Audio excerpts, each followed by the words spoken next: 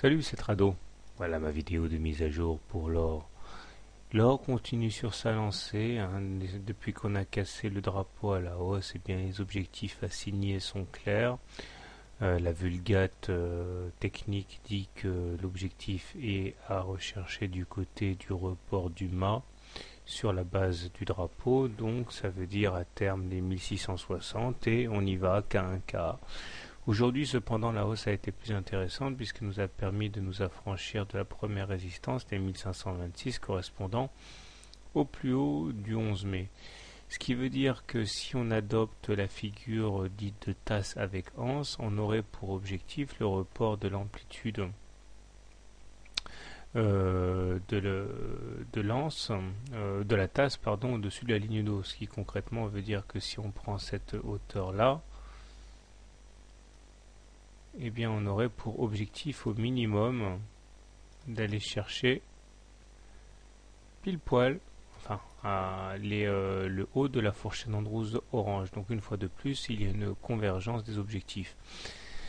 À cela s'ajoutent d'autres bonnes nouvelles, à savoir le fait que la M7 sont en train de croiser la M20 là, et c'est vrai que c'est le genre de choses qui attire des traders haussiers.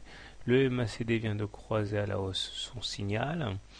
Le stochastique vient de rentrer en zone de surachat, donc franchement c'est pas mal. On a une convergence d'éléments assez porteurs au niveau technique pour l'or.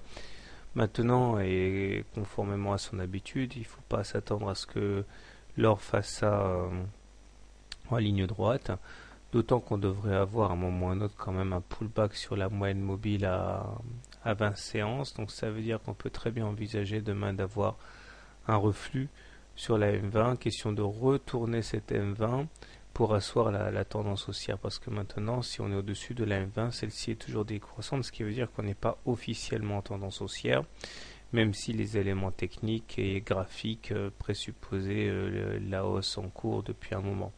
Mais enfin bon, si on veut faire simple, on n'est pas encore en tendance haussière. Un petit retour sur la M20 et permettrait de retourner cette moyenne mobile à 20 séances. Sinon, pas grand-chose, hein. On a coutume de dire que lorsque le MACD est au-dessus de son signal et le stochastique aussi, et bien l'objectif assigné est la Bollinger supérieure. La Bollinger supérieure est actuellement à 1540, donc ça sera pour moi l'objectif de référence. Donc si vous voulez acheter le CAC, l'or, pardon, eh bien solution agressive, vous achetez en cas de retour sur la M7 qui correspond également à la M20. Si vous voulez shorter l'or, eh bien soit vous shortez sur les niveaux actuels en estimant que les 1527 vont jouer leur rôle de résistance momentanément. Autre solution, vous attendez plutôt une percussion de la Bollinger supérieure qui généralement entraîne un reflux des cours pour shorter. Quant à moi, je vous l'ai dit, hein, on est au-dessus d'une M20 décroissante, donc la tendance est neutre, mais la dynamique en cours est favorable au haussier. Bonne soirée, bon trade, à demain.